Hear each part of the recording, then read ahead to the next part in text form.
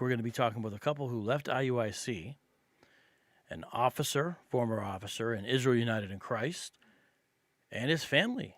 They have left, and it's a beautiful story, and we're going to hear about it together. And I can't wait to get this underway. Before we do, let me say thank you. Thank you to Faithful to God for helping to set this up and make it happen. Shout out to you, brother. All right, Kevin, how you doing? Welcome to Street Apologist Live. Let me give you the obligatory hand clap. 3, 2, 1. All right, there we go. A little bit of love, applause. All right. All right, we're going to bring up another special guest in a second, but let's talk to you for a second. When did you join IUIC? I joined IUIC in like early 2011. And when did you leave IUIC? My wife and I left IUIC in February of 2019. Now, you were an officer. How many years were you an officer? I was an officer probably about 3 or 4. 3 or 4 years? What are the hmm duties of an officer? Or what were your duties? How about that? My duties, I had to like administer tests to brothers, um, to make sure, and even sisters to make sure that they were studying. I had to, make up those tests. That's just some of the things that they would ask people in leadership to do. I had to teach a class prior to watching Bishop Nathaniel's class on the Sabbath. We, as leaders, had to teach a class. I had to make sure that brothers knew like the different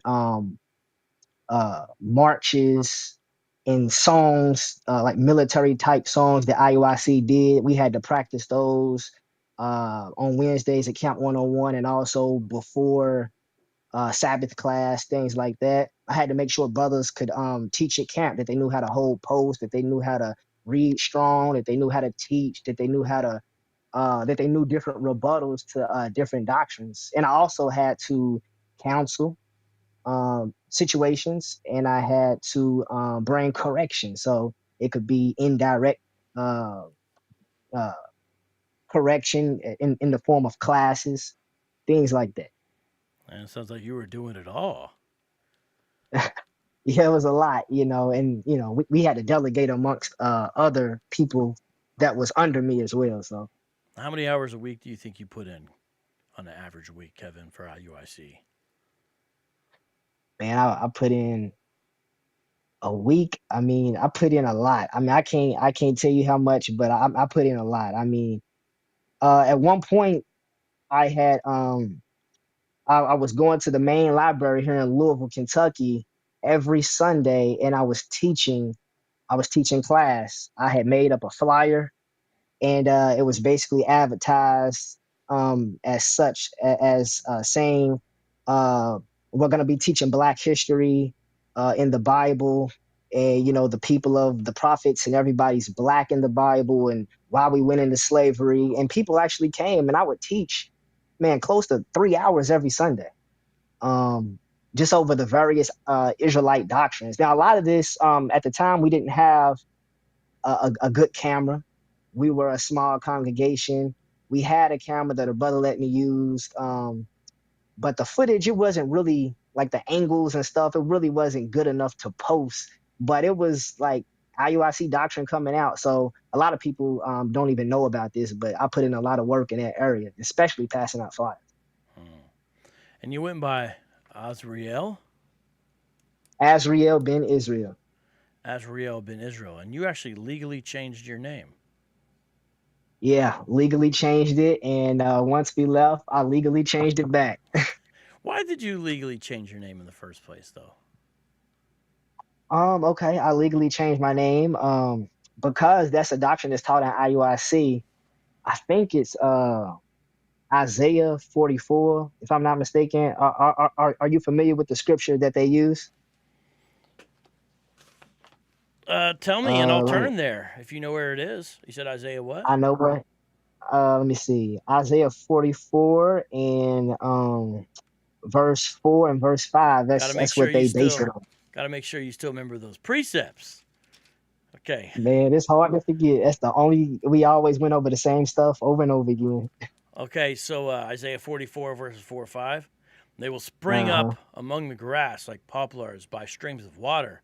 This one will say, I am Yahweh's, and this one will call on the name of Jacob, and this one will write on his hand belonging to Yahweh, and will name Israel's name with honor. Right. So in the KJV, verse 5 says, one shall say, I am the Lord's, and another shall call himself by the name of Jacob. So they highlight that part, call himself by the name of Jacob. And another shall subscribe with his hand. They say that means to sign documents or to write unto the Lord and surname himself, which is last name, by the name of Israel. So that's how they'll break that down. Wow, I guess you do still remember. I guess you still do remember some of those breakdowns. No, Salt Ninja Fry says it really is. My dad was like, when you join, your name will be changed to Israel. Are you in there, No Salt, or were you in there? Are you in there, or what's going on? Jesus is God, and God. Jesus says, "I'm glad God has taken people out of this cult. It makes me feel so much better." And DFC says, "Wait, Louisville, I got a link with you." So it looks like you got people wanting to link up. I don't know if they want to hit the streets or what. Matt Steele says, "Glad he's out." Christ Alone says, "Whoa, he in Kentucky, me too, but not in IUIC." Well, that's good to hear. And Okay. Awesome. Jesus God says, "You were leading people astray. That's wild." Mm-hmm. Christ Alone Yeah. says, "Praise God for freedom from IUIC." And Dinu says, "Man, oh man, IUIC's not going to like this show at all." And we also got, I thought there was another comment. I don't know where it went, though. Bada boom, bada bing. Oh, yeah. Matt Steele says, I remember another IUIC captain named Captain Kabosh. Do you know who that is? Yeah. Yeah. So that's the brother that I'm actually like me and him keep in contact. We, go over scriptures together, and he really wants to engage the Hebrew Israelites as well. Well, I think I should talk Um to him. That's good to hear. yeah, yeah. Lala Love says, thank God he was set free from that cult. No Salt says, my dad is currently in IUIC St. Louis. So, wow, Mm. interesting. Well, listen, we're going to ask some more questions here, but we're not going to just ask questions to you. We are going to bring on a very special guest, and let me talk to her for a second. Welcome to Street Apologist Live, the one and only Salima. Is it true that this man went and snatched you up and put you in the IUIC? Hold on, your volume. I got you up now. Sorry, it was down for a second. It was on my end. I got you. Is it true, though, that he went and snatched you up and put you in the IUIC, Salima? Yeah, basically that's what happened. Now, how did he pull that off? How did he swoop you up like that? I don't mean his So lines. I mean, honestly, how did you get convinced you needed to join, you know? so it's kind of a long story. I'll give y'all the short version. So my mom, she actually worked with Kevin at Walmart, and at the time, I would go to these classes at the University of Louisville where they would teach Black history. And she told him, she's like, my daughter is really interested in Black history. Like, maybe you all should talk. So, long story short, he called my mom's phone one day and I answered, and we ended up on the phone for like over 4 hours. So, Well, let me ask you, that's what the was it short. about Kevin that made you want to talk to him for 4 hours? So, backstory, my parents, they're really into Pan-Africanism and like just knowing who you are Mm-hmm. as a people and Black history. Like my mom, she owns the only Black bookstore in Kentucky. So I've really been raised to know about my history. So when he came to me and said that Black people are the chosen people of God, I'm like, wait, really? So we went to the scriptures and he convinced me. So you felt like he had something. You felt like he had something there. Oh yeah, I definitely did. Now, did he or did someone kind of explain to you, hey, you're going to be joining this group, here's what it's going to look like? Did you kind of know what you were getting into, or? So as far as the cult aspect of it, no. Um, but as far as like what they were teaching, it was really Kevin giving me the information like, hey, these are just a group of people and we study the scriptures. And it all just started with a Bible study, actually. And we would just sit around and read the Bible. So I was familiar with Christianity, but I was actually raised as Muslim. So all of these things that he's reading to me out of the Bible, I'm like, wow, like Black history is in the Bible. Like this is real. Like we're really the Israelites. Mm-hmm. So that's kind of how I got into it. So, how many years were you in it? The same amount as him, about 8 years. Oh, okay, okay. Um, and you guys are now on the other side of things, and I'm glad you came on. Now, he's done, I think, at least one interview on this. Did you listen to his interview with Faithful? Did you hear that one? I did. I How do you did. think he did? I think he did awesome. He did do a good job. Let's give it up for Kevin. Let's get to him. This deserves the yeah, he did do a great job, by the way. I encourage everyone to go check that interview out on Faithful to God's channel. I think it's called former Hebrew Israelite Speaks Out, but it might be something different than that. I need to look it up and see exactly what it is there. But now let's bring both of you on together. Street Apologist Live welcomes not just Kevin, but also Salima. We got everybody together now.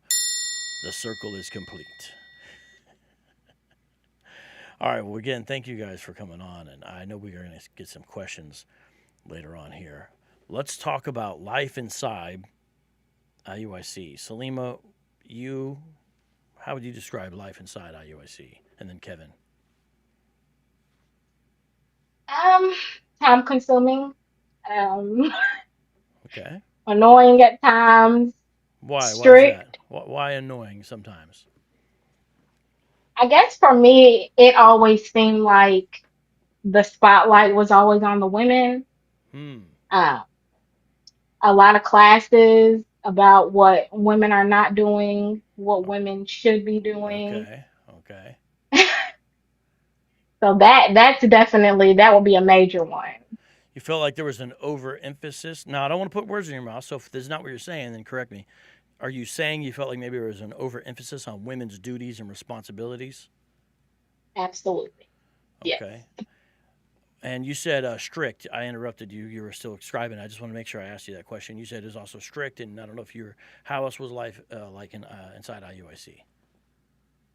So some of the positives, because I don't want to, paint it like everything was negative. Mm-hmm. Um, the family being family oriented and them preaching, one woman to one Mm-hmm. man and telling the men, to take care of their children and to have a job, get a home. So those are some of the positive things. And we agree with all that, by the But way. But I do want to point yeah, out if IUIC is watching this and they're like, yeah, see, IUIC. First of all, the Christian church, if it's a good church, teaches the same thing, number one. Number two, Nation of Islam exactly. teaches the same thing. So, but we're glad you teach it too. We know you're not like GMS in that area, so that's good. But there were some positive. What were some other positives, if there was other positives? So I would say the sisterhood, some aspects of the sisterhood, meeting people around my age, and I guess we probably bonded because of like we were all going through the same thing, trying to be good sisters and Yeah. Did follow the law. Did you feel like you never matched up? Did you have a sense of anxiety at all? Almost like did you ever feel like you could never quite get there with expectations? So I would say yes, especially when Kevin became an officer. Oh, So there's a lot of pressure put on officers' wives. They'll call us leadership wives. We have to sit in the front row. We're expected to be like the ultimate example. So when one of us messed up or did something that they didn't approve of, it was kind of a big thing. Right. Right. Yeah. Well, and, to a certain extent, that's understandable. Look, IUIC thinks that, we Christian apologists hate. We don't hate IUIC. the, this is not what it's about. Now, the thing is, what IUIC does is what a lot of groups do. They teach their members, oh, if someone comes against you, it's because they hate you, or they're of the devil, or whatever the thing is. It's not that. It's just simply not that. We care about people's souls, and this is a life or death issue. If you're believing a false gospel, then you really don't have a savior. You really don't have salvation. This really matters. And you guys are out here in the streets and in the community teaching people lies, honestly. We understand you may not think it's a lie, but we're showing you that there are people who have left. And I know for a fact there'll be people who watch this who are having thoughts about leaving IUIC. And I'm going to encourage you, leave IUIC. But let me tell you something. Unless you turn to Jesus, you're only going to be making a positive step, but it's not going to be all the steps you need to take. Because really, it's not just about leaving the purple and gold. It's about running to Jesus Christ. And by God's grace, Kevin and Salim have been able to do that. Kevin, life inside IUIC as an officer. Hold on. I got your volume down. I messed up. Okay, go ahead. Yeah, it's just a lot of pressure. It's a lot of pressure to constantly put in work. A lot of pressure to just teach all of the IUIC protocols and things of that nature. Really, that's what it is. Just put in the work. If you're seen as like a lazy officer or someone who doesn't want to put in the work, they're gonna let you know about it. Um, that's pretty much what I remember as far as life in IUIC. And just not wanting to look weak as a brother, not wanting not wanting to be seen as one whose wife runs over him or trucks him. Um, like if your wife says something to you that brothers would think is out of line, we are expected to check our wives, stuff like that. Check brothers, all of that type stuff. So just a lot of pressure on trying to maintain an image, pretty much. Well, I appreciate you guys both for your honesty. Real quick to the live chat, thank you every single one of you for being here, whether you're agreeing or not agreeing. Please hit that like button. Thank you, Yandel and Karen Fisher, for the support. Thank you very much. You guys are both appreciated, as well as everyone else. And so, Kevin, it was difficult. Did you ever have a situation where you had to kind of embarrass a man in front of his wife? Or did that ever happen to you? Because I know sometimes that happens. Maybe it didn't. I'm just wondering if you don't have to share details. No, But, okay, no. that's good. That's good. That's a good thing, not a bad thing. Okay. What were some of your expectations, or did you? I don't know if you said everything. Any other expectations as an officer and as a member? Well, I know like an expectation that brothers under me at the time would always get on me about is that I didn't travel. And then also brothers over me, they would say, you need to travel more to get more experience. Um, I was young. I was in my 20s. I was real young, inexperienced in life. Um, and they would just tell me, you're young and you got older people in your congregation that you're over. You need to travel, see how things are done. I hardly ever did it. I mean, I didn't make a lot of money. At the time, I didn't even have a car. I was on the city bus. And but they wanted me to travel. They would always get on me about that. So that was something they was really on me about. And I mean, as far as just life in IUIC, it was hard sometimes, trying to keep the Sabbath. Especially in the wintertime when it gets darker faster, getting off work at a particular time, trying to beat the sun. If your check comes on Friday and you get off work late, you trying to beat the sun. You're on the city bus trying to beat the sun, buy groceries, get home, cook real quick, and all of that stuff. Just all the feast days, having to go to the school to fellowship on feast days when you really didn't want to. If you didn't show up to the school to fellowship on feast days, people would ask you, where was you at? Why wasn't you here? And if you didn't have a good enough reason for why you didn't show up, then they would be like, the scriptures say you got to congregate and fellowship on the Sabbath and forsake not the assembling of ourselves together as the manner of some is. And it was definitely a problem. So you wanted to maintain that image, especially as an officer and also just as a member in IUIC, that I am a God-fearer, I'm a law keeper. And it was just a lot of trying to maintain an image in a pure righteous and kind of just kind of hide the stuff that you're struggling with. It was a lot of that. So that's kind of what I mean by a lot of pressure as well. I could see, let's say I was a IUIC faithful person and I was going to review this interview. I would say, you see, they couldn't hack it in IUIC. This weak brother, this weak sister. That's why they ran back to the Christian church, because you ain't got to do nothing. It's easy over there. Mm-hmm. You think they might say something like that? Absolutely. Yeah. But I know a lot of them feel the same way that I just expressed, in the same way my wife feels. I know that deep down they feel that way. They really like want to control every aspect of your life. Like you literally did not get a break. If it wasn't a Sabbath, it was a feast day. If it wasn't a feast day, it was they wanted you to volunteer, stand on the side of the highway and sell water and Gatorade. If it wasn't that, they want you to just be around them casually, like at their homes, or it was just always something. That's interesting. You said about standing on the side of the street selling water and Gatorade. I've only seen that done once, and I live in Phoenix where it gets hot. Only one time did I see IUIC, and it was interesting because that was one of the few times I saw the women outside. Is that like a part? And I feel like they were wearing somewhat different clothes than normal. I don't remember exactly because it was only one time I saw this. What is that? Is that like a regular thing? I thought it was just a random Phoenix thing. The selling us. What is that? Fundraisers? So I can't speak, I can't remember like about the other camps outside of Kentucky, but for us, if I'm not mistaken, I think it was every Sunday. Was it Mm-hmm. every Sunday, Kevin? Do you remember? Yeah. I think it was And it was every all the Sunday, time.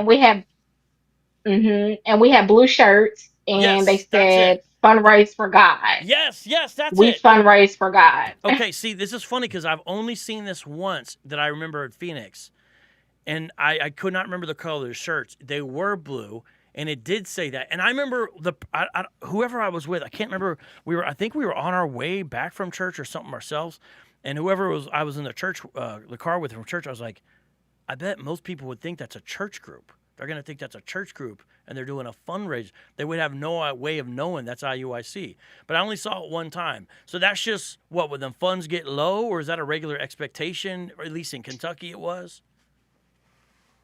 Yeah, it was just a regular expectation for all the IUIC camps to do that.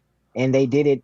We did it every Sunday for a good stretch. I can't remember how long. I'm not sure if they still do it, but back then, yeah, that's what we did. Our son was first born around that time, and my wife had him strapped on her. She was wearing him in one of those little pouches on her body, standing out there, in the midst of traffic, you know what I'm saying? So we was kind of crazy a little bit, but the Yeah. IRC members didn't say anything, and they looked at her, yeah, putting in the work with the baby strapped on her, Yeah. and yeah, so When I first had my oldest now, who was the first younger, I would do some street evangelism, and he'd be strapped on. It was quite a thing, You're like this, but yeah, okay, fascinating. We have a number of people who looks like they do have family members in IUIC. Jesus is God says both their parents are in the doctrine. Prays for them every day. And Amari Cookie says, my cousin is in IUIC in New York City. I pray she gets out. So yeah, we agree with you on that. We do hope that they get out as well. Pretty interesting, pretty fascinating. So since we're kind of talking about the street stuff, tell me about some of the street stuff. So you would teach a class called Camp 101. What kind of things would you teach in Camp 101? Is that every Wednesday, Kevin? yeah, so that's every Wednesday. And so who taught it was different IUIC leaders would teach it. At first, it primarily started with like Captain Shim in New York. New York would mainly host it. and then other schools began to host it, and it began to be like a rotation. Like this week would be this city teaching it, and then the next city would teach it. And in order to teach it, you had to be like a certain rank. But basically, the members of the different IUIC branches in the different cities had to gather around the computer or the TV in their home or wherever they fellowship school, and they had to watch it, and they had to just watch how to teach on the street. And then they had to practice in their own locations, whatever they were going over. So if they were practicing takedowns, if they were practicing if a person is getting a little aggressive, what to do, if you're getting confounded, different tactics and strategies, we had to practice those and implement those. It's funny, the takedown thing. I remember I saw a video, and he was a large dude. He was pretty tall, but he was a little zesty, and he was getting mad at IUIC because they were bringing up stuff about homosexuality. And he approached them. Now, he didn't touch him, but he just got next to him and was kind of yelling at him. Man, they moved right away and jumped on this guy. His glasses fell off in the process. He's down on the ground, and it looked just something like the cops would do. The way they had him isolate, it looked just like a cop takedown. Mm-hmm. They were all had him down, and the guy's like, "Get off me!" I don't know why it was like, it's kind of sad, but it was also kind of a funny picture. And the next time I saw something similar like that, when they took down ISUPK, they used those same moves in that big old fight in Kansas City. Did you ever watch that fight? Yeah, I seen that. Did you recognize Did you recognize the takedown strategies? Oh yeah, absolutely. They're gonna change the name. They're gonna start calling it the UPK takedown. The Kansas City takedown. Right. Okay, sorry. So Lima, during class 101 or camp 101 on Wednesdays, what are you doing? At home with my babies. Oh yeah, all right. So you got some time off Wednesday nights. Wednesday night. Okay. That's nice to hear. Now, you were in something called Daughters of Sarah. Tell people who don't know, what's Daughters of Sarah? So the Daughters of Sarah is really just like we wouldn't meet a lot. I know during Passover it was a big event. They'd have a Daughters of Sarah meeting, and they pretty much just go over scriptures about women, what's expected of us. I know there would be like a lot of crying, and it was just this big thing where all the women were like under, it wasn't any men. And well, actually, it was men in there. They'd be like on security. So sometimes we talk about pretty personal things. Mind you, they're behind us. And there's a guy over there like, yeah, just like that. And then I know when he goes home to his wife, you know what he's like? He's like, "Hey, did you want to hear about Sister Hosanna's I'm husband?" telling you.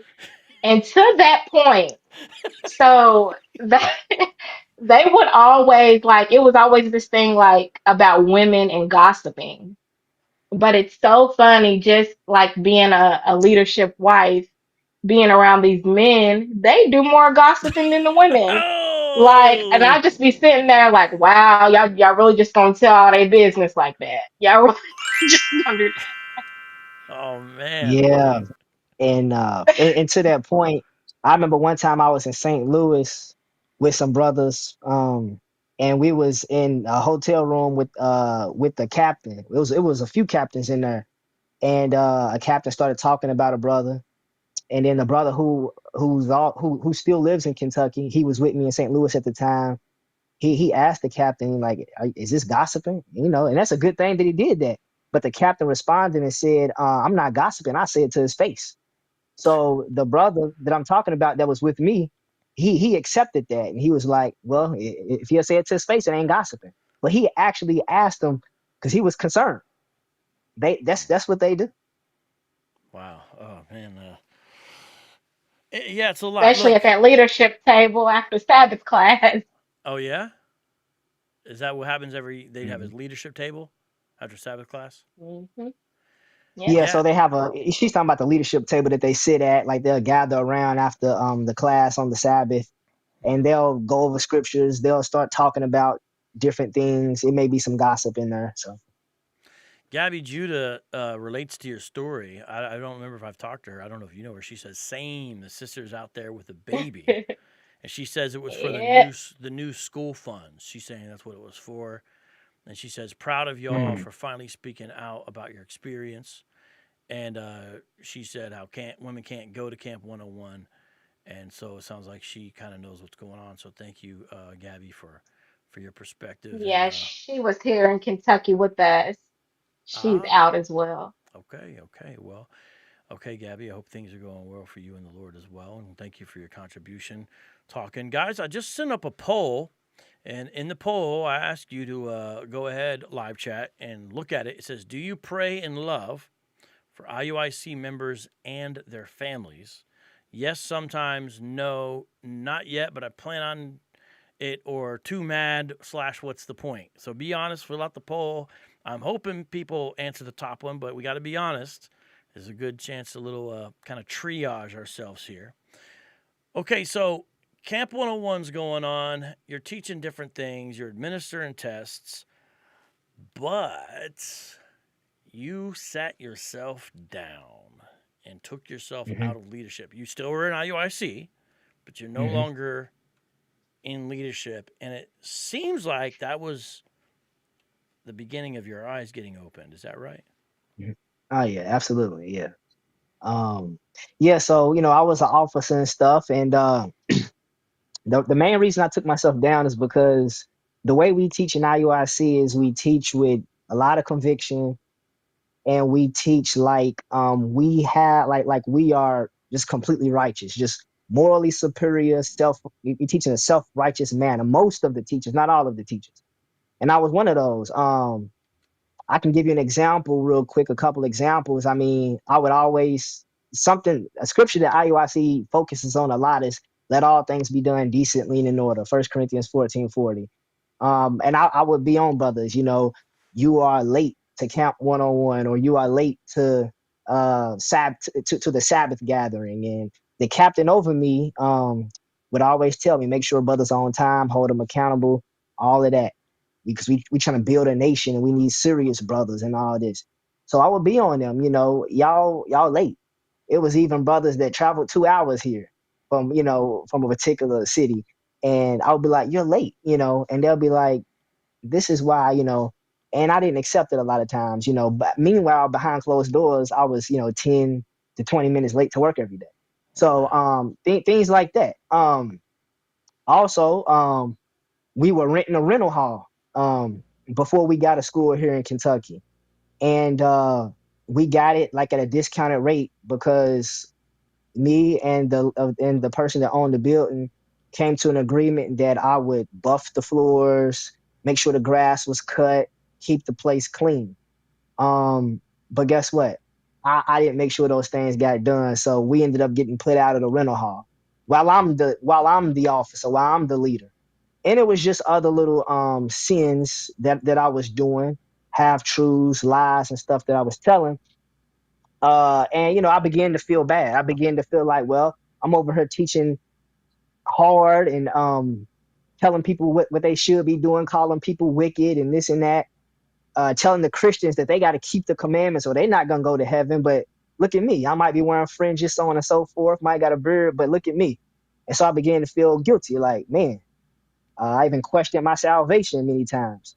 So I decided I was gonna step down out of my position until I could, figure things out and get myself together. Because I took it seriously. I was like, I don't want to be leading these people astray. I took it Right. seriously, so I stepped down. And like you said, that was the beginning of my eyes being open. Hmm. All right, we're going to get more on that. A couple of comments. Um, Create says, "Well, damn, I'm trying to log on to see Sabbath class, and this pops up. How come you sinners are not congregating?" What's the answer, Wow. Salima? Hey, we don't want to deal with cults. That's the answer. That's a good answer. Okay. Hey, you should watch Create. You should watch this instead of Sabbath class, because Sabbath class is going to be all the time. Interviews where you have a former officer and his wife talking about their experience in IUIC for basically 8 years That's not as common. So stick with this. This is a little more rare and unique. So I would like to have you stick around. Lindsay says, I'm so glad the brother and the sister are free. GDM says, what part of Kentucky are we talking about? Mainly Louisville, right? Yes, Yep. Louis. Yeah, that's what I thought. And then somebody says, well, not wearing fringes is not a sin, but can you explain why you viewed that it was? Because someone, maybe a Hebrew Israelite themselves, Louis Israel, says not wearing fringes is not a sin. Okay, yeah. So we were taught in IUIC that you gotta wear fringes according to, I didn't forget, Numbers 15, verse 38. You know, if you start at verse 37, I think read down to verse 39. So like I was gathering sticks on the Sabbath day, and you know that was against the law to do. They couldn't gather sticks or work, and so that man was stoned, and God commanded Moses and the Israelites to wear fringes with a ribbon of blue as a reminder not to break the commandment. So that's why I did it, and that's why IUIC does it. But you're right. It's if you don't wear fringes, it's not a sin. Can I ask you this? They read that passage about the person gathering sticks and being stoned in the Old Testament. Okay. How come lugging equipment around the city is not working? Now, I know the answer, but can you explain how that works where you can't gather sticks, but you can put up portable speakers, and you can plug that microphone in and you can jump in your car. How is that? Yeah, hey, good question. But yeah, that's what we did on the Sabbath. That's what they do. They lug around equipment. They have to they have to take it from the school, load it into their cars. That's camp signs. That's flyers. They hand out a bunch of flyers at camp. They got to pick up the box full of flyers. They got to And they get got to, all the water in yep, coolers. yep, and they got to yell at people for 2.5 hours. Yeah. Yeah, it was not a day of rest whatsoever. It was. I was exhausted. What did they make you do, Salima, on the day of rest? So for leadership wives, we would have to get to the school earlier than everybody else, prepare their meals. And then there were some sisters that taught like the children, so they had to make sure their lesson was together before everybody got there. And then after that, once everybody arrived, we're pretty much just serving the whole time. And not to mention, like during class, you might have a baby that's crying and you might get yelled at, like, hey, take that baby out of here. So it was a lot of hard work, like especially and then they wanted you to follow along like in the scriptures and take notes. And they'd get on you if you didn't do that. But you have all these kids that you're trying to take care of, not just your kids, other people's kids as well. So it was Mm. definitely some hard work and not a day of rest. I think what they tend to say is, well, hey, we're the priests or prophets of God, and they are allowed to work on the Sabbath because they're doing God's work. I God's work. I think that's what they basically go with. But I don't. First of all, when you talk about the priest, for example, where were they doing their work at IUIC?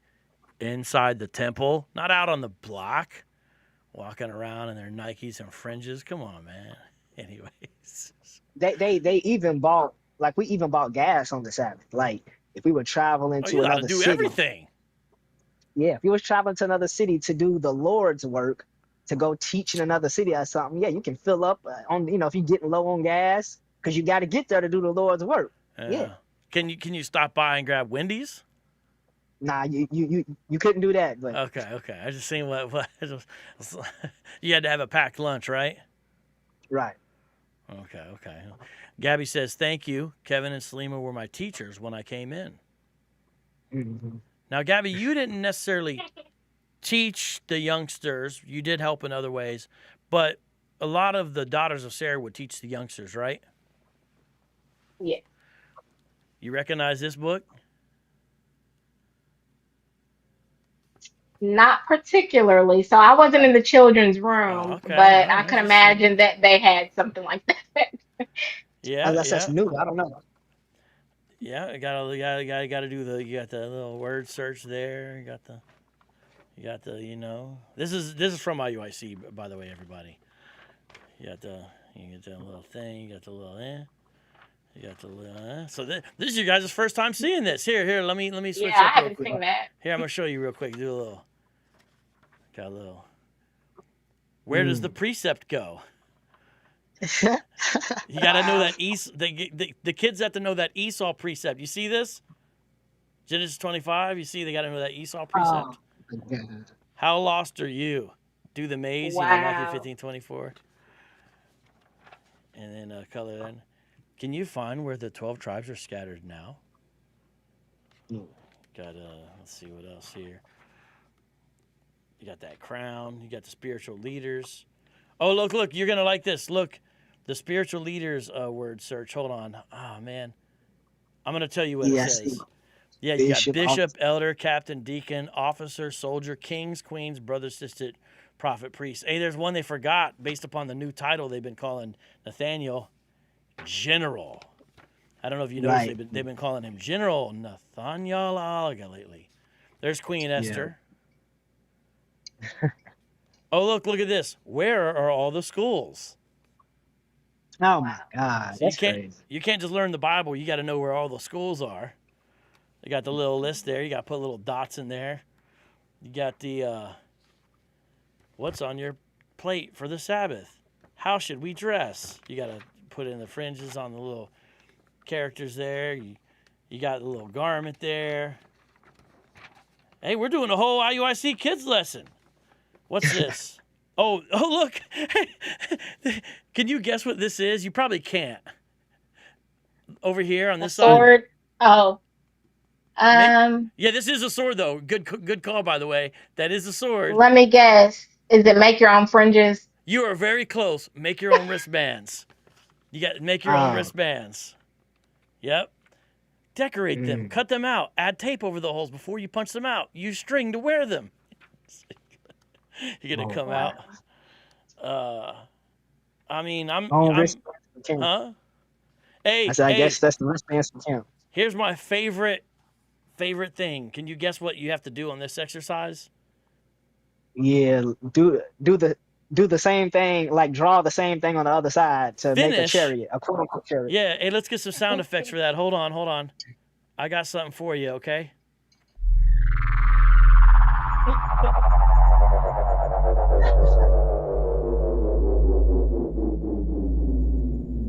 Man.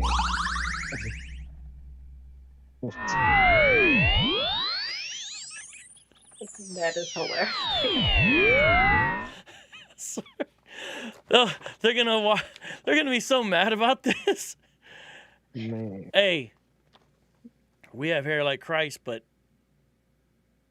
that's not exactly. That's hopefully they got a new artist. That's all I want to say. Because hopefully the new bike's gonna say. Anyways, the 7 heads and the 10 horns. Spain, Greece, Roman, Great Britain. Okay, well, I'll put that's okay. So, was that a bringing? Okay. See what you guys missed by leaving? Do you see what you missed? Man, I'm so glad my kids don't have to learn that jacked up curriculum. Right. Man. Yeah. Oh my goodness. What are your kids learning now? You guys are actually plugged into a healthy, well-balanced church in the Louisville area. You don't have to give all the details, but Salima, can you tell me a little bit about now, 2025? Yes, so we go to a really good church, filled with all races of people. There's no pressure. Hey, do this. Now there are ways to serve, but you're not pressured to do it. It's a your own will type of thing. You don't get ridiculed for not doing a particular thing. Everybody's very kind, and I don't feel like I'm being yelled at all the time. So yeah, it's a breath of fresh air. And guys, I know the place that they go, and I even know a person or two there, and they're at a no place is perfect. We already know that, but they're at a healthy, well-balanced place that teaches good doctrine with some really good people doing some good stuff for the community. And I know it was definitely a transition, but you guys stuck with it, and it's beautiful to see. Now, Kevin, when you were in IUIC, if you could think back, what did you think of the future? What were your future plans versus now? What do you think now when you think of the future and future plans? Can you compare and contrast that a little bit? Yeah. In IUIC, my future was really honestly just trying to dedicate myself to that church, begin to travel more, raise my kids in it, and just get them to understand that doctrine and do the same thing that I'm doing. Um, in IUIC, like one thing they would say about your kids, they would say your kids are your avengers. And avenger meaning they're gonna avenge you of your enemies. So by us teaching our children IUIC doctrine, they're avenging the oppressor for teaching, that the prophets were white, or teaching water baptism. So now by us teaching our children, that you don't got to be baptized, because that's what they say, and contrary to what the quote unquote oppressors teaching, we are causing them to be our avengers. So that was pretty much my vision, is to have my wife and my kids to just continue IUIC doctrine and all of that. But now it's the exact opposite. I mean, it's to raise my children in the Lord, to get them to understand how to be saved, of what Jesus did for them, dying for them. I mean, like every day is a lesson. Like we read the scriptures to them before they go to bed, teach them to pray, and they are very mindful of the Lord. They even correct me sometimes. All type of stuff is really amazing. But that's my vision, is just that they can grow up and live lives dedicated to the Lord. What about you, Salima? What do you think when you think of the future versus what it was back then? So really, so as far as like in IUIC, the future would look like me serving my husband, serving the quote unquote men of God, um, being hopeful that Kevin would rise up to be like maybe a captain one day, um, and just like be over the school because, secretly every woman in IUIC, they want their husband to be of the highest rank. Um, but as far as now, like I'm just grateful that we're no longer there. I'm grateful that we're still together because a lot of people that we know, like that were in IUIC, they're no longer with their spouse. Like it's torn their families apart. So being grateful for that and just continuing to teach our children the true love of God and teaching them about as they get older about the Israelites and even other cults so they don't fall victim to it. Let's talk a little about some of that family stuff. First, I want to ask or just put up a few questions from the live chat. Sister Sandy says, my sister is in this and she went to KFC with us and she couldn't pay because it was a Sabbath, but she didn't mind us buying it for her. LOL, she ate good. That's so funny. That's so funny. That's pretty funny. Crazy. Gabby says women didn't have a future. Our life revolved around the husband. It is interesting, though, your goals before were all internal to the group versus now I think your goals are sort of bigger past just internal to the group, a bigger picture of life. Gospel Truth, shout out to Marlon. How you doing? It's great to see you, brother. Very good to see you as well. And thank you for John 3:16 for a few of the super chats as well. I see you, John 3:16. Real quick question. Salima No Salt asks, is it true that women can only shop once a month or on a certain day? No, not that I've heard of. No. Okay. Officer 1000 Marayala says, should have been in the IUIC. Maybe he just got here because that's the whole point that you were in the IUIC? Okay, so when you were in there, are there relationships that you saw get destroyed or fall apart, not due to as much previously existing things, but more where you could say this is part because of the IUIC doctrine or practice. What kind of things did you see that you could share regarding that, if any? The relationships and how IUIC affected relationships, especially those who were maybe not in the group, especially marriages, things like that. For me, inside of IUIC, there's always new people coming in. And I can remember a couple. Um, she was like a ballet dancer and he was an artist. And I just Yeah. thought they were like the cutest thing ever. Like, just looking at them like, yeah, they're good for each other. Mm-hmm. They weren't married at the time, but when they joined IUIC, they got married. And just like seeing how their relationship went on after getting married, it's like the happiness left. Like she could no longer be a ballet dancer, like things like that. I don't know. It's just something that I think about. That's tough. Any other examples? What about maybe with family members? Not necessarily yours per se, but other people's family members or anything like that. When people would talk, that you kind of said, "Man, I don't know about that." Kevin, Salima. Well, from my perspective, I had my best friend. He's white, and so I guess this is relevant to your question. I mean, before I came into IUIC, I mean, we went to each other's churches. He had an all white church in which at first I felt uncomfortable in, and he came to my all black church, and we just handed out biblical literature to random people together. We did all of that, played ball together. Um, and then I just like our relationship slowly faded, and he pretty much got the idea that we couldn't be friends. I was just showing him that Jesus is black, that only Israel can be saved, and I pretty much told him that we couldn't be friends. So it really affected our relationship. We stopped being friends for about 8 years. I mean, but after I left IUIC, I got back in contact with him, and he forgave me and said he never stopped praying for me. I love him. He still would have died for me. So it definitely affected our relationship.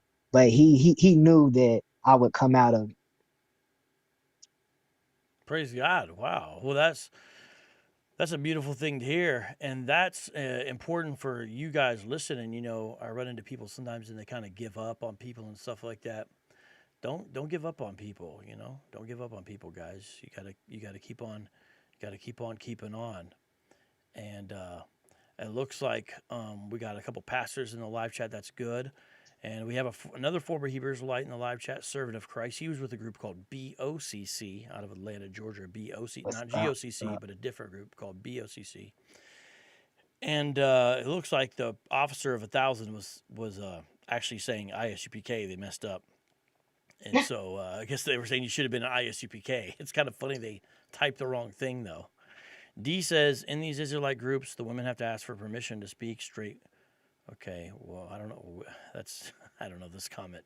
I don't know about that. Here, here's a comment I wanted to ask. You don't have to answer if you don't want to. Did you ever have to sleep on the floor because you were on your cycle? No, That was not a thing. Did you have to be no, locked or in a room? no. You were allowed to just free reign? Yes. I have seen the IUIC videos with the thumbnail that say "Stop at the red light." hmm I think if the live chat understands what's going on there. Yeah. Okay. Um, so But so go ahead. I did want to say real quick. I know of a brother's marriage when we were in IUIC. He divorced his wife and he married a sister in IUIC. That was in Kentucky camp. I know of somebody for sure. See, that's just can't say you're for the community if you're out here destroying marriages like that. Okay. Now, you're not in leadership anymore, but that enables you to start noticing some things with the doctrine and also how leadership is treated different. I remember one thing that it was a small thing, but you said how when you would have meetings, leadership would get served first, and they have the plastic plates, and everyone else has the styrofoam.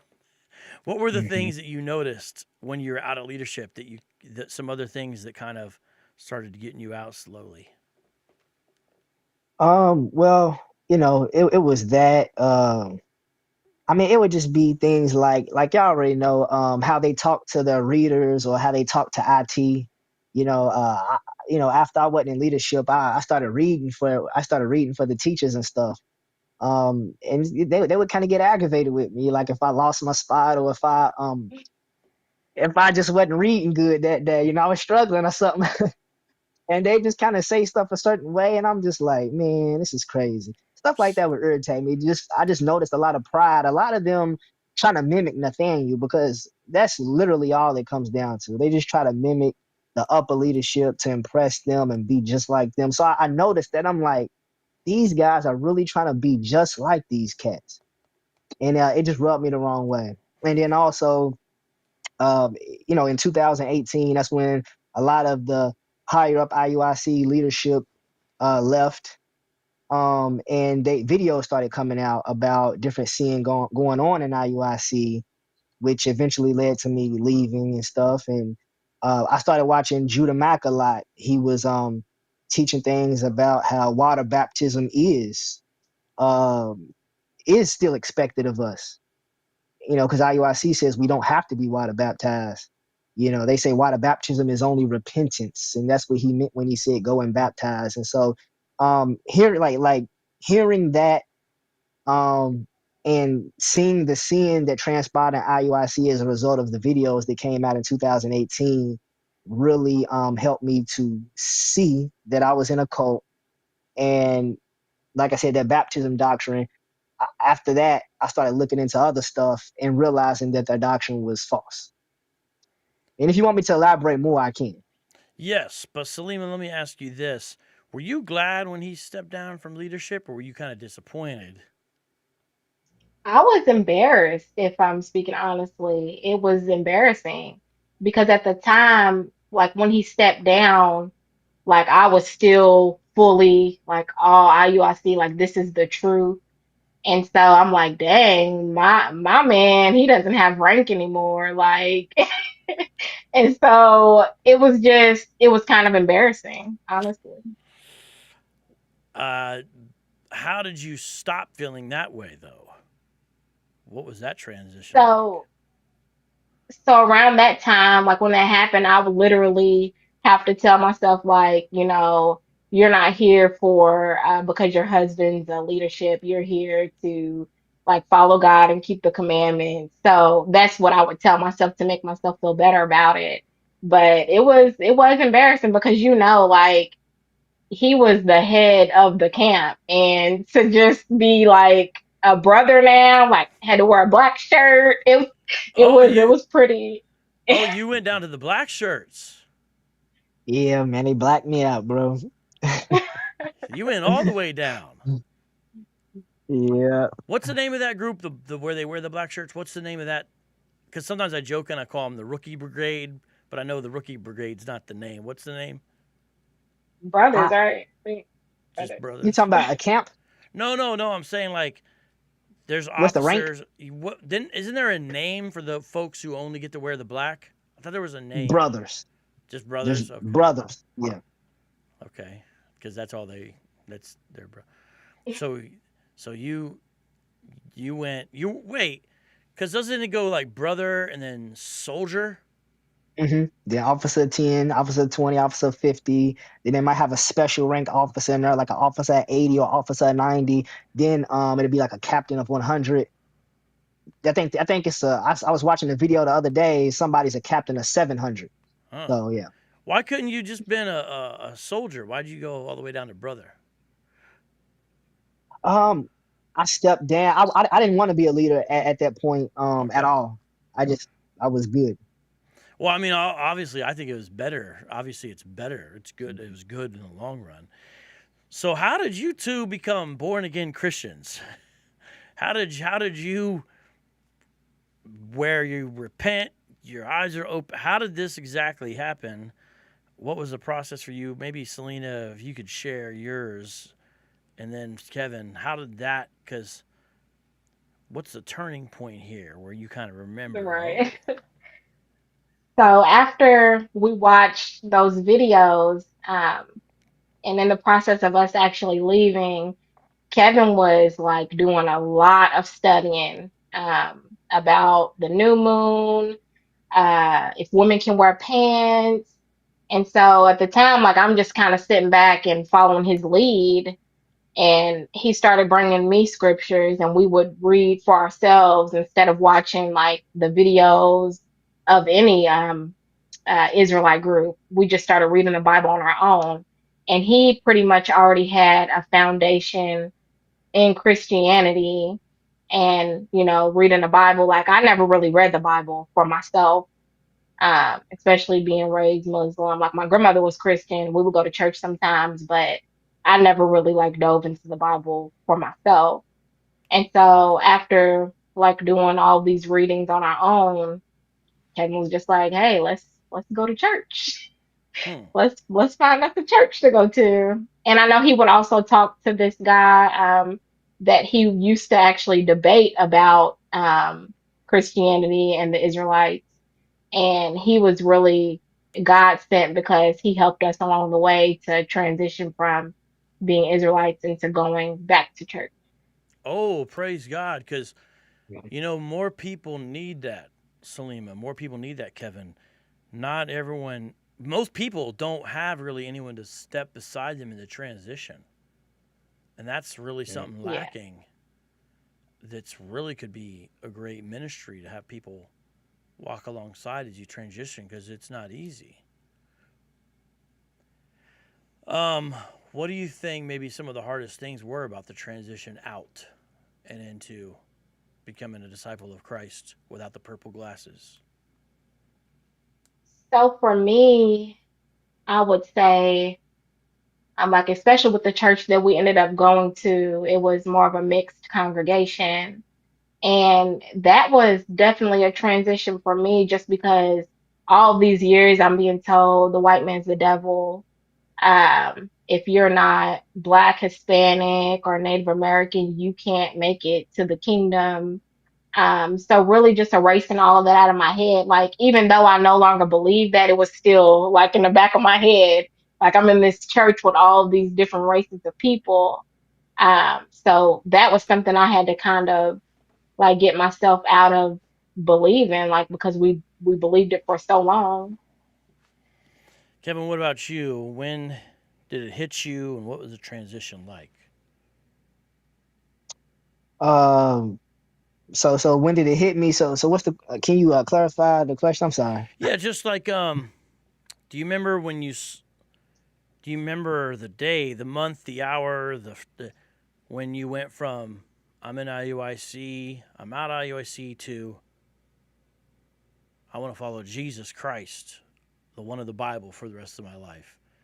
The transition from a disciple of Nathaniel to disciple of Jesus, basically. Yeah. So when I left IUIC, I fellowship with different people. A brother that used to be a captain at IUIC, fellowshiped with him. Uh, a brother that used to be that I actually taught, used to fellowship with him, and basically that brother that I taught, we he's online now, by the way, doing all type of stuff, making videos, but the Hebrew Israelite stuff, he's still teaching that stuff, but he invited me a, to a church because he knew he knew a Christian that I still am in contact with to this day, and he wanted to talk to that Christian about Hebrew Israelite doctrine and try to pull him away from Christianity. So the guy said we could come to his church, and after his Sunday school, his Sunday school teacher, some other people would talk to us, and we went in there and we spoke. And after the talk, the Christian added us to his Facebook Messenger group.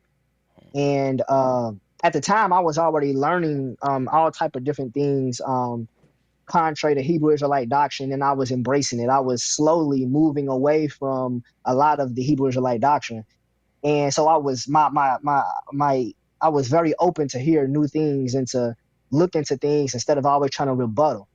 And so in that Facebook Messenger group, I would present to him why I thought neither Jew nor Greek was talking about only Israelites can be saved, and he would present to me what he thought, and I would actually go back and research it. Also, at the time, I was looking at a lot of Faithful to God and um, just different people on YouTube Brother and Jay, you watched all of some that. Brother Jay, right? Yeah, man. Man, him and Faithful to God in combination, man, that was excellent to me. Like, that really helped me. Yeah. And just listening to various debates. So that, that's pretty much how I came out of a combination of all of that. And I just kept studying and I seen it.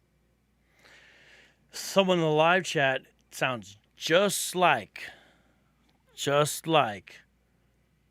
they would wear the purple and gold, because this is just what Nathaniel says when people leave. You don't like structure and order. Ha ha ha ha. Is that what it was?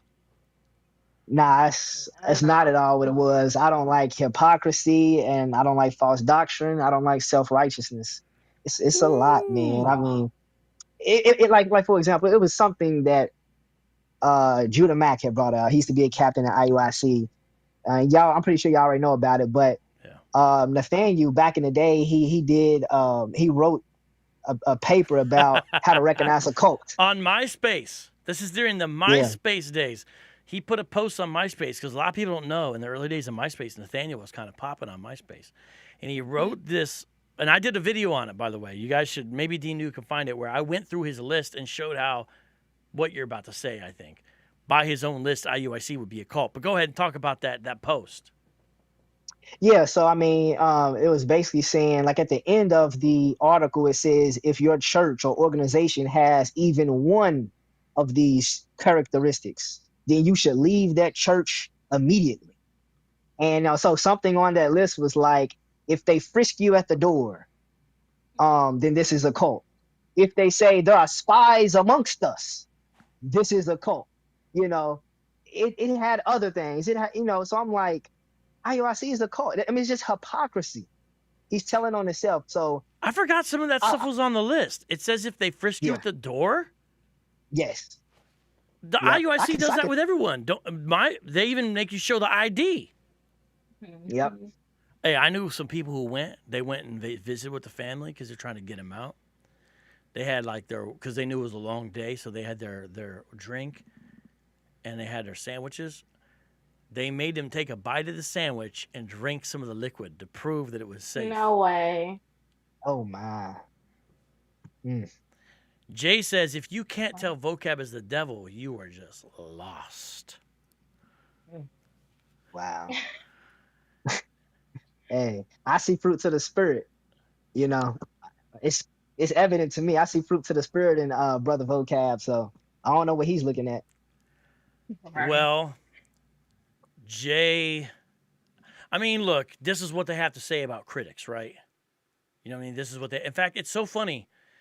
If you're at a healthy church, Kevin, they're not going to sit around bashing the church down the street. Like at your guys' church now, do they sit around? Is a big part of their preoccupation, oh, don't be talking to those Presbyterians now.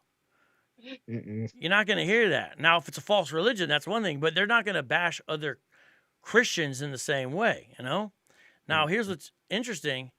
Right here in the chat, we got a UPK guy. He says, oh, you left one Christian group to worser Christianity.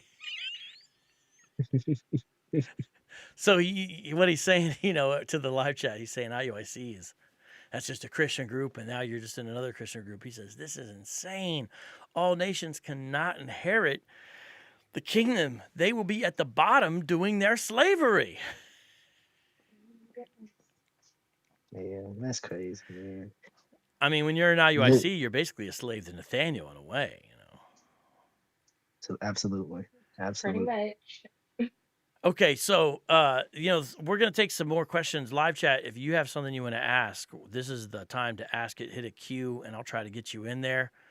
And shout out to BK. Everyone subscribe to his channel. And we got, let's see here. We got D-New, according to the archive article by Elder Nathaniel of IUIC himself, a cultist side of Hebrew Israelism. Yeah, so that's the link. So I have a video called A Cultish Side of Hebrew Israelism, and it has clips that show by his own writing, he would be leading a cult. You know? And Lennox King says a lot to say about this live. The brother left because of his own reasons. More grace to him, and Lord willing, he keeps the commandments. Sounds like that's a Hebrew Israelite who's trying to be somewhat gracious, I guess. Thrones of Gaming says, I see they didn't leave the camp for no real big reason. Well, so why did you leave? Why did you leave? Yeah, I left. So in 2018, it was like a mass exodus of IUIC members and leaders and their families, because of different sins that the leadership was committing, like extortion, a lot of lying amongst the upper leadership Was going that on. Kanai? Was that Kanai that was doing the extortion? Yes, that was him. And like I said, Bezalel, he was a former member, high-ranking member of IUIC. He did 2 videos, which is entitled "Why Bezalel Left IUIC Part 1" and "Why Bezalel Left IUIC Part 2." And he has recordings of, Kanai talking. And if you listen to those recordings, then Kanai is guilty. You have to actually look at those videos, and it shows you how he coached Bezalel on what to say to a rich family so that Kanai could go in business with them, and how he got a house from them that he never made a payment on. And it talks about all type of stuff and just shows lots of lies. Like, for example, Judah Mack, who's a former captain of IUIC, and another brother named Masharathia, they were suspended from IUIC because there were 2 witnesses that testified against Judah and Masharathia, saying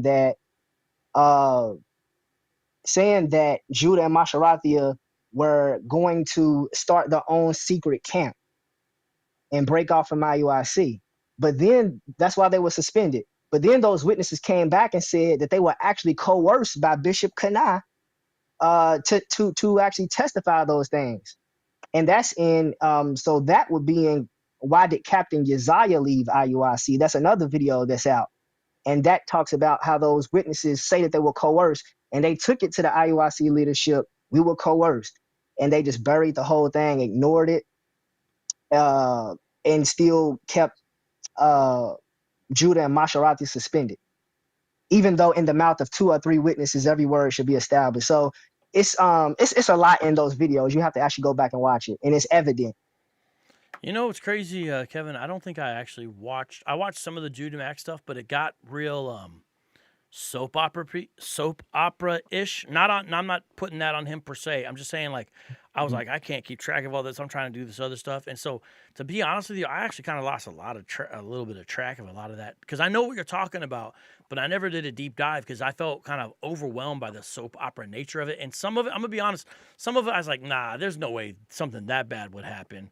Like when I first started some of that Kanai stuff, I was like, no, because I don't believe stuff just because it's bad. But it is true, isn't it, Salima? Yeah. Unfortunately. I mean, how do you feel on the other side of this? Looking back, how do you view your life, especially starting in 2011 to now? Like, how do you process your experience in all of this? Like, how are you feeling and thinking about it these days? So I always like, even before IUIC, like I always thought that everything happened for a reason. Uh, so I'll never say like I regret like being with them. I feel like it's my journey that God wanted me to go on, Mm-hmm. to come out on the other side and give people, my testimony about why, we ended up in this situation, how we got out and made it better. But I always say like I probably wouldn't have met Kevin. I probably wouldn't have my 2 beautiful children. So, I don't regret it at all. Now Hey, you're right. Can I give you a verse for that? Because everyone, what she's saying is exactly right. A great verse to think about that is Genesis 50:20. Joseph is betrayed by his brothers, thrown in the pit, sold into slavery, shipped off, left for dead. put into prison after he did nothing wrong, left to linger in the prison after he helped people get out of that prison, was faithful in the prison, sitting there for over a decade. Then called up. The Lord puts him in a position he could have never dreamed of when he was in the bottom of that pit. Then he sees his family. He's overwhelmed with emotion. They come in for food for Egypt, which he had now been put in charge of the food distribution and saving program. But then his pops comes too, and the whole family comes. But then pops dies, and his brothers become afraid in Genesis 50 because they're like, Joseph's going to take vengeance on us because of what we did. And Joseph has the perfect view of this kind of thing, everyone. He says, no. What you meant for evil, God meant for good. And that's exactly right. That's what, if we were going to talk to the devil, we don't need to talk to the devil, but if we were going to talk to him, we would say, what you meant for evil, Satan, God meant for good. And notice the last part of that verse, though. It's not just a view of God's sovereignty, because Joseph has the right view of God's sovereignty, just like you said, happens for a reason. He says something else after that shows how our lives are bigger than just us. And God may put us through some horrible stuff for other people's sakes. I'm going to read it now. As for you, you meant evil against me, but God meant it for good. And listen to this. In order to do what has happened on this day, to keep many people alive. Now, granted, his was to feed them, but your guys, where God can help you, just like Joseph helped others, it's not going to necessarily be physical food, I don't think, but spiritual nourishment, as it were. And so you're exactly right. But go ahead, Salima. You understand that was part of God's plan for your life, basically, as you were saying. Yeah, yeah, and it's sad, like, to think back because, some of the women that I built relationships with, like, I was with these women day in and day out, talking on the phone, babysitting their children, being there for their births, them being there for me when I had my first child. So it was definitely a bond, and it's like when you leave. Like it's almost like it never happened. Like all communication is cut off. It's like you never existed to them. And that, I think a lot of people struggle with that because, these people, they did become our family. Um, and for me, like I still talk to my mother and people in my family, but a lot of people they excommunicate their family. So the people in IUIC or in the Israelite camps, they became, like their real family. Do you have any connection with any of them anymore? People Only that the ones that have left, well, some of the ones that have left. do have you seen more of them turn to Christ, or what have you seen some of the people who've left? What happens afterwards? You don't have to give too many details. I know it's not about them, but just maybe in general, if you could share, Salima. Yeah, so one thing that comes to mind, I have a friend who's no longer with IUIC, but she's so traumatized by the situation that she doesn't read the Bible. Like she doesn't want to read the Bible. She doesn't want to go to church because, she can only, when she thinks about the Bible, she thinks about IUIC. She thinks about those men pulling all these scriptures, about Right. the woman in a negative light. So it's hard for her to even, go to church or even read the Bible. See, that happens to a lot of people because then the Bible, they kind of look at it in a negative way because it's associated with something that gave the people who traumatized them, their abusers, basically. It basically was a way that Hmm. they wielded power over them. And Yeah. so that's one of the dangers of these groups. That's what's so dangerous. Kevin, what about you? Contact with anybody still in there, or is it just people who have left? Probably. Yeah, just people that have left.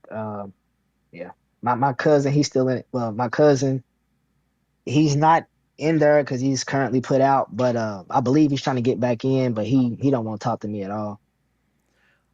Are you able to? You don't feel at liberty to share that situation or a part of it, do you? Yeah, I can. Yeah, I can. Okay. So everyone, I want you to listen to this. Listen to this situation Kevin's about to share. This is heartbreaking. Go ahead. All right. So yeah, the situation with my cousin, I pretty much introduced him to the whole Israelite concept, and he came into it. We were in it about the same amount of time, about 8 years.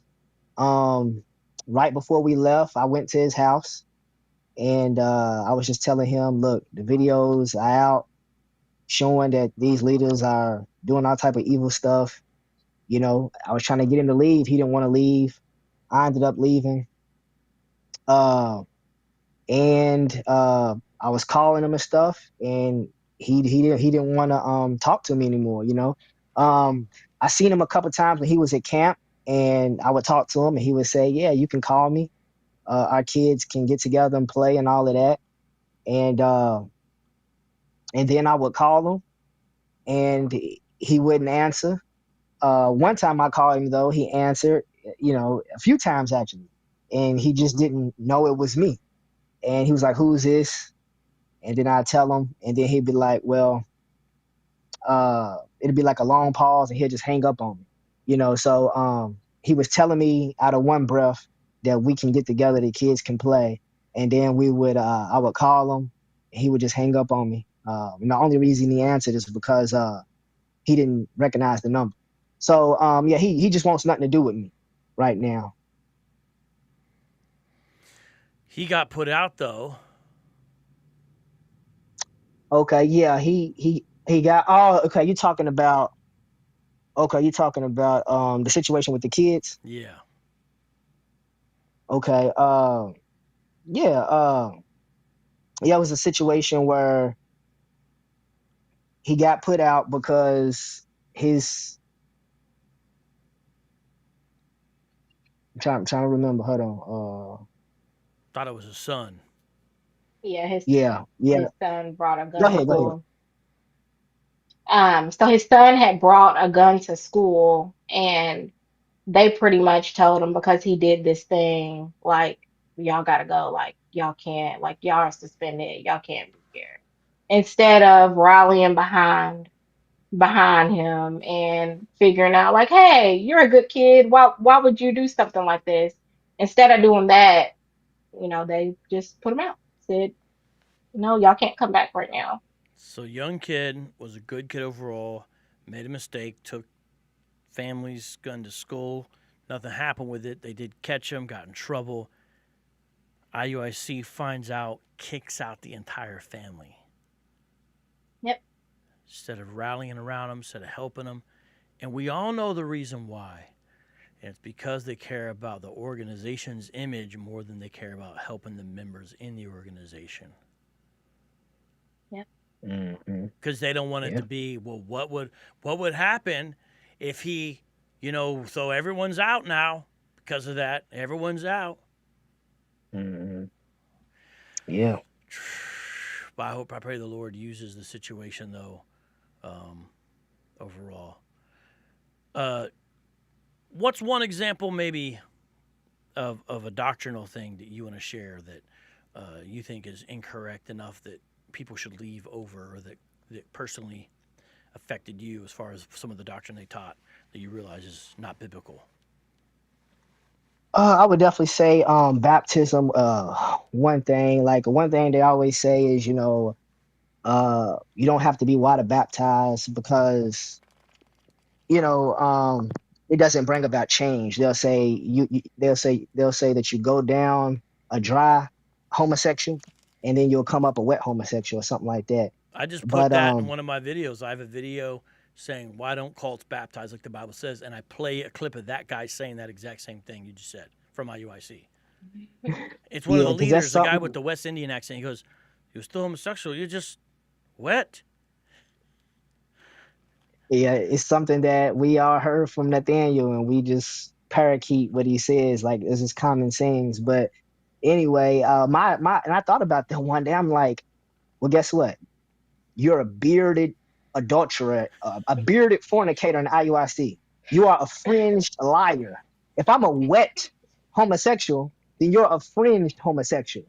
I'm like, what's the point of a woman wearing a dress and doing all type of other sins behind closed doors? That's not different. Like they should teach baptism if that's the case. That's what I'm saying. Do you understand what I'm saying though? Yeah. And And go ahead. I was just gonna say the common thing with all of that, it's always appearance. Like it's never about like your attributes or about how you treat people. Right. It's literally the outward appearance. All image. All image. IUIC is the most image conscious camp there is. It is just so much image. I mean, they remind me of that old Sprite commercial. Image is everything.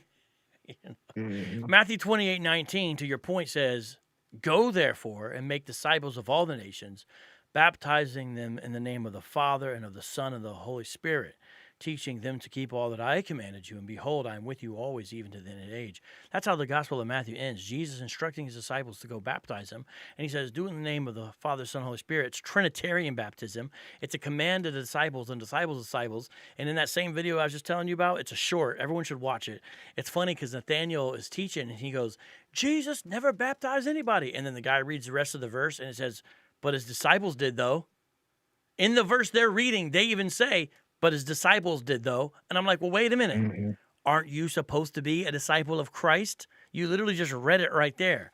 It's Jesus commanded his disciples to baptize others. And guess what they did in the book of Acts? Can I just show you one verse?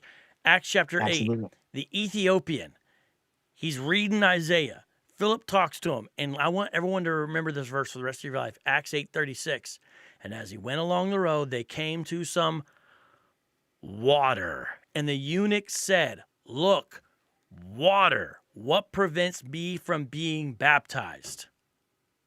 He ordered the chariot to stop, and they both went down into the water. Philip as well as the eunuch, and he baptized him. When they came up out of the water, the Spirit of the Lord snatched Philip away. And the eunuch no longer saw him, but went on his way rejoicing.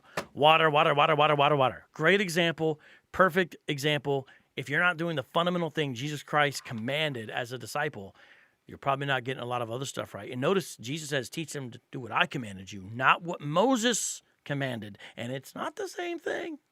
It's not the same thing. That's a good one. Thomas Campbell says, this is great. I was in IUIC 13 years. There from the beginning of the New Jersey school. They tried to destroy my 20-year marriage. Total hypocrisy. Man pleasing. I pray that many families wake up. Thomas, I'd love to hear more about your story. So many people have come through and I haven't heard these stories. Miss Helpmeet says, this cult ruined my connection with my guy. I hate his mindset. It takes a lot to ignore it. And we're going to pray with you. Everyone pray with this sister that gets broken out of, and we don't see that. Okay, now we're going to take a couple questions from the audience, but first, Salima, if you could give advice to sisters who are still in IUIC, and then Kevin do the same, then we'll take a couple questions and call it a day. Yeah, my advice would be to really just read for yourself. Um, and if you're married, like be honest with yourself and say, am I here because my husband's here? Because I know like a lot of women, they really don't believe any of this. And usually it's the woman that is telling the man, like, hey, I don't think we should do this anymore. Uh, and just to let them know, like, you do have a voice and you should really take a good look, like, and see if this is something you really want to do, not just because you're married to someone that wants to do it. There is life outside of cults, outside of IUIC, like, and you can live a life that you really want to live. Because a lot of people, they're miserable in there. Like, they will put on a mask and say that they're happy, but deep down, they're not really happy. Well, Salima, I'm glad you're out. And I'm glad that you guys stay together and that you are raising those two youngsters, not to color pictures of Nathaniel and wristbands, but to know about the gospel, the true gospel. Yeah. That's good. Kevin, advice for people still in. Yeah, just read, study for yourself. Study things outside of what they tell you to study. All those precept packets and stuff, welcome home packets that you all receive. Study things outside of that. Read the Bible in context. Yeah, there it is right there. Yeah. Read the Bible in context. watch videos of people who have beliefs contrary to IUIC, uh, and just study. That so that would be my advice, and just don't be a man pleaser, and don't be a man pleaser. Don't want to try to be seen. Uh, don't that's it. Amen. All right, live chat. Do you guys have some questions you would like to ask Salima or Kevin? Comment, question. Like to hear what you have to say. This is your chance to add your voice to the conversation as we wind down here. Got a lot of great people in the live chat. Appreciate every single one of you, even the ones who are obviously Israelites. Look at truth. This is such a cultic mindset. If you're not studying with me, I don't trust you. Oh. Yeah, that's obvious. It's crazy to make that statement. Oh man. Wow. Mm. Shout out to J-Man, by the way. How you doing, J-Man? J-Man's out there in Clubhouse. I think he interviewed you on Clubhouse. He does good work. Shout out to Yeah, that brother as well. Yeah. yeah, Miss Help Me yeah. says, I have severe PTSD when it comes to this call. I spent so much of my life hurting from it. Pride drew me in. God took me out. Oh, I didn't realize that you were in there once. Okay. Wow. Jay, is it me or do I never hear Vocab go in on what he actually believes about his faith? He's always trying to go against someone. This is modern day Christianity, huh? That's just simply not true. I got lots of videos. In fact, even if you pick up one of my books, like Street Level Apologetics, there's a whole doctrine section in there. And the appendix is filled up with confessional statements. And there's sections on the gospel. And I contributed to a book called Our God is Triune. I wrote a chapter on the Trinity and early attestation to the Trinity. So, Jay, I mean, probably what you catch is probably when I'm talking about Israelism. But even here in the show, notice how we talked about water baptism. Even in this program, there's examples, So that's okay if you think that, but maybe you haven't seen the debates I do with atheists and Muslims, but I have. So it ain't about me, but this is the things you guys say. So whatever. Okay, Tashana wants to know, when you were in, how did you keep the Sabbath? What did you guys do on the Sabbath? I mean, we kind of answered that, but maybe just share what you did. Damn. So Go ahead. Go ahead, Salima. for us it was from Friday night, when the sun went down on Friday night to Saturday night. We couldn't buy, we couldn't work, we couldn't cook. I'm missing something. Just no type of work, which that's debatable about the work thing. But yep, that's pretty much how it was. And we'd go to the school and we'd sit for almost like 8 hours, um, being there watching Nathaniel on a screen go over the same scriptures that we go over all the time. That's pretty much how it went. Kevin, I heard once you said you brought a friend with you to the school, and he had a comment that stuck in your head. What was that comment? Was it my friend? I don't know, Yeah, Kevin. Mervin. Who was it? Oh yeah, it was Yeah. my friend. So when he came in, he had on like a white t-shirt, like the one, what do they call them? I hate calling them that. Wife beaters. I don't know Yeah, why they yeah, call yeah, them A-frame, tank yeah, top, yeah, that. undershirt. He had on that shirt, so that was the first thing. They're like, you can't come in here like that. You need to go change. And I really wanted him to be there, so he went and he put on a shirt and came back, and we're sitting there and he's watching the thing on the screen.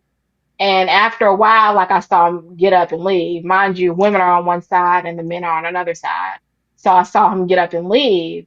And afterwards, I called him. I'm like, hey, what'd you think about it? And he's like, I'm not gonna lie, sis. Like, I cannot sit and watch a man on a TV screen like for all them hours. He's just like, I just can't do it. And like when he said it in my head, I'm like, yeah, I guess I can understand that. like this is yeah. a But lot. But yeah, that's yeah, but he said that he feel like he's being brainwashed. because he's sitting Yeah. there watching a man on a screen for all them hours. And that stuck with me because it's like, that's exactly what's going on. We can't ask this man questions. We can't do none of that. We sitting there, we taking notes, listen to what he say, Sabbath after Sabbath. That's brainwashing. Anita Israel says they're lying because IUIC are the real prophets back on earth. Kevin, how did reincarnation function within IUIC, especially with how you're supposed to treat people?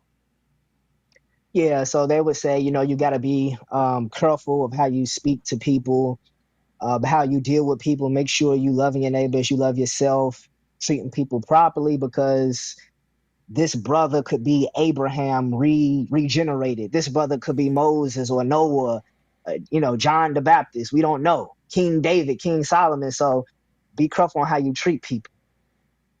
Yeah, that's wild. And they taught that Jesus himself was Adam, Solomon, And yeah. and who's someone else? Adam, Solomon, and there's a third one in there. Was it John the Baptist, I think? No, that's Was it John? that's Abba Bivens. I think it was like, Oh, okay. was it Isaac or Jacob or something? I can't remember. There's a third one, I thought, remember. but okay. So they thought he was Solomon and Adam. Mhm. But then they would say, if you're wicked in the past life, you're going to be wicked in this life. But that doesn't make sense if it's Jesus, right? Yeah, Exactly. don't make sense. That's a hole in the doctrine. Hey, Yeah, did you because ever hear? Go ahead. he said that I ever what? I was going to say, did you ever hear people speculate about who Nathaniel was in his previous life? Nah, I've heard brothers say, he might be Moses or something like that. But yeah, I heard brothers say You know stuff what's like sad that. about that, Kevin? It shows how ignorant they are of the history of the school just right before Nathaniel himself. Because why? See, I think it's Mashah, or was it Ariah? I forget which one of them. One of them was supposed to have been Moses. Mm, So you can't have one of the teachers with Nathaniel, who was Moses, then teaching Moses. exactly. I mean, by the own logic of their system, he was taught by, I forget which guy it was, who was supposed to have been Moses. I think it might have been Ariah. But if they can't be alive at the same time, both have been Moses. Yeah. Hmm. Yeah, I know he was taught by both of them though, because they was both a part of that Israeli school, IUIC. They was both Yeah, teachers. going way back, way, way back. Anita Israel says, IUIC will eat you up, Malone. Anita Israel, IUIC will not debate me, and they have all the reasons why, but they won't. And Anita Israel, with all due respect, did you see the recent video of Nervous Nate galloping away on his horse from Ron Dalton? Hmm. Ron Dalton asked him a question about Japheth. Nervous Nate galloped away on that horse. He just got up on out of there. And then after Ron Dalton was removed from the platform of the program there, Nervous Nate still kept on talking about Ron Dalton. Kept on referring to him in the conversation. Could not answer his question, just called him names and all this stuff. We did a review of that. And my point is, even Nervous Nate, when you actually get him on the questions where he's not allowed to have free reign, when they're the top dog in the room and no one can ask them anything and he can yell at IT, sure, he seems like the man of the hour. But the second Ron Dalton asks him a question, Nervous Nate wants him off that show. And when I show up to IUIC, they don't try to discuss anything. They won't even yell back and forth. You know what they do? They poke me with umbrellas. They poke me with umbrellas and put the speaker on me. That's what they do. So, Anita Israel, those aren't tactics of men who are ready to take someone on. Those are tactics of men who are afraid. Now, Kevin, when you were out there, when you encountered someone and you didn't know how to answer, you did the whole strong and wrong. What's Oh, yeah, strong and absolutely. wrong? What's strong and wrong? Strong and wrong is where you don't know the answer to a person's question, and so you just make up an answer. All you do is you say something that sounds good. It can be, even if it's wrong, just be strong in that. It don't have to be right. So that way you don't look like you don't know. You don't look like you don't know what you're talking about. So essentially, lie. How did that make you feel? I mean, it made me feel just it made me feel like, I mean, it made me feel like, okay, I uh I know that, because at the time when I was in IUIC, I'm like, okay, this is the truth. So, if I gotta lie a little bit, or, be strong and wrong, I mean, this is the truth. I just gotta go back and study, because I don't want people to walk away not I don't want them to walk away thinking this isn't the truth. I want to try to turn them to the Lord, even if I got a lie to do it. So, Salima, did you know about the strong and wrong doctrine? Did the daughters of Sarah, were they aware the men would pull that tactic? I honestly didn't know about that part of their teaching on the street. I didn't know that. What about this, Salima? Did you ever hear about the Joshua 6 tactic?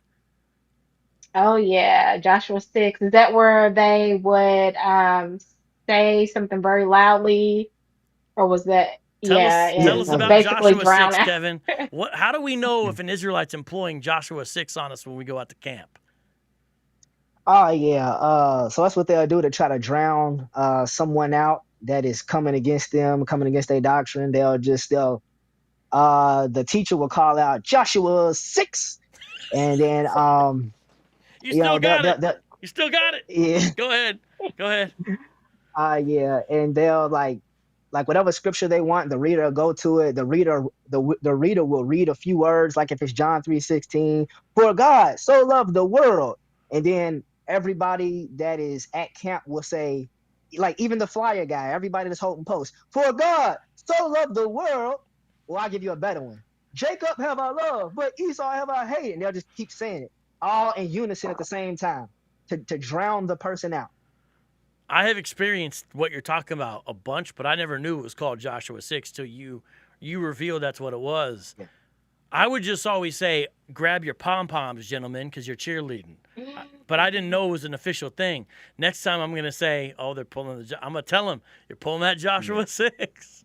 Yeah. Oh, what about That's what about this tactic? I don't know if this one has a name, where if you don't know the answer, you just bring him back to the law. What's that one? Oh yeah. Does it have a name? Nah, it don't have a name, but that's what they would always do. And a verse that they would always go to is Psalms 111:10. The fear of the Lord is the beginning of wisdom, a good understanding. Have all they that do his commandments. So they'll say, you can't teach me nothing. Like if they're talking about baptism or whether the nations can be saved or something, you can't teach me that because, brother, you don't have a beard. You ain't keeping the commandments. It's the Sabbath day, and you just bought something from the store. You bald headed, brother. You shaved your hair off. All of that. So yeah, it's crazy. So Lima, what do you think when you hear about this stuff? Are you like, man, look what I missed when I was in the camp? I just honestly, I cannot believe like I'll look back and I'm like, we were really a part of this. Like this is insane. Like this is really crazy. I think you guys are a cool couple, and I don't know, a lot of people were rooting for you. And let me tell you, I got family members. They were in a cult in Miami, Florida for years, and they came out, and they've reintegrated. They're part of the family. They're serving the Lord, and it's a beautiful thing to see. So the Lord can do wonders and miracles, and I think He's doing that in your life, and I think He's going to continue to do it. All right. Man, vocab, I didn't even like you and I didn't even know you. I just didn't like you because they didn't like you. Why didn't you like me? How did the daughters of Sarah know about little old me? The videos, they'll be like, this is, and I feel like I heard them say one day, like, if you encounter him, like, to just ignore him, like, a long time ago, I think that's what they would say. Does that sound familiar, Kevin? Oh yeah, absolutely. Absolutely. I'm surprised they wouldn't just eat me up, since they can eat me up according to Anita Israel. Why would they have to ignore me or push me? They have pushed me out there. It's crazy. I've dealt with Sakari, ISUPK, Servants in Yahushua, GMS. You go down the list. The only group who has ever laid hands on me, I'm not saying they put me in a stretcher, but multiple times who have done physical things where they either push me physically off the sidewalk, stand on my feet so I can't move, get behind me, bump me, all of this, put umbrellas and poke them at my chest, which kind of can hurt, especially if it's more than one. It's only been IUIC, the only group who's ever done anything. I'm just saying, it's funny. Out of all the groups, because they're supposed to be the most, but they're the ones who are out here pushing me around. And I told a guy once, I was like, why are you pushing me? He's like, I feel threatened. I feel threatened. There's like And I'm 20 gonna guys. tell you, is that they can be very violent. Like Kevin, if you feel comfortable, can you tell that story about the camping? Like that's crazy. Oh, talking about where he hit the guy. Yeah. Yeah, I said it in Faithful to God's interview as Oh, well. I didn't know. Okay. What happened? It was yeah, it was a brother. After I stepped down, he ended up over the camp and everything over a process of time. We was at camp one day, and like I was holding post. I was doing something, but I was at camp, and it was this brother that they would call an Edomite. He was at the camp, and he was like making noises, doing weird stuff. I was holding my phone, so he walked up to me and smacked my phone out my hand. Now, something they always say in IUIC is like when you at camp, watch who the demons, approach or mess with. Those brothers are scared or they in sin, because that demon can pick up certain things spiritually about Wait, that brother. what? You're telling me Yeah, all kinds of stuff I've never heard before. You're yeah, saying they say that whoever the demons, this means people who are harassed in some way, the yeah, people that they focus on, that means there's something wrong with that brother. yeah. Like you got to watch him, because if you in the spirit, that stuff ain't gonna be happening. Damn. In other words, like they pick out the weakest link basically. So this brother, he approached me, he smacks my phone out my hand, and I was hot. I was ready to I Because, wanted to do something, but at the same time, I'm a non-confrontational person for the most part anyway. I just kind of took a deep breath. Nobody else did nothing either. I picked up my phone, man. My screen was all jacked up and cracked, so I kind of looked, I guess, kind of weak a little bit. You know what I'm saying? I felt kind of weak, but so after we shut down the camp and stuff, the guy was across the street somewhere, and the leader of the camp at the time, he was like, man, we can't be looking weak in front of people. So he took some brothers across the street and provoked the brother. I can't remember if the brother, if the white guy ended up throwing a punch, but basically the camp leader provoked him, and he had a bunch of guys over there with him, and then he ended up just punching him, and he fell to the ground, and it was like people, bystanders just watching, because he wanted to show them that we ain't no pushover punk group. So he said, okay, they seen him smack the phone out of one of our people's hand. He went over and knocked him down, punched him in his face. And then, they came back across the street. They was laughing about it, excited. Like, yes, we we we, yeah, we yeah, did yeah, something yeah, great yeah. for the Lord. Yeah. And yet if some Africans throw water at them in Kenya, they're being persecuted. Right. A guy's got a Band-Aid on his face. He's been persecuted. Truth Yeah, says, see they how. use they gonna use that. Oh, yeah, forever. Truth says, see how Vocab Malone lies. He's saying, look, I had people there with me some of the times. Some of the times I was by myself. It's only the IUIC Phoenix camp that's done this. Mainly probably because I've seen them the most out of any IUIC camp. But I have no reason to lie. If I was going to lie about groups pushing me or whatever, different things like that, why wouldn't I exaggerate it or say that every group had done it? You see what I'm saying? I'm telling you, that's the only group. It's been IUIC Phoenix 3 to 4 times. And they didn't do what they did to this guy. But what's funny is right after True says that, who's clearly an IUIC fanboy or fangirl, says, touch one of mine, we going to get you. You're proving the point. You guys. Yeah.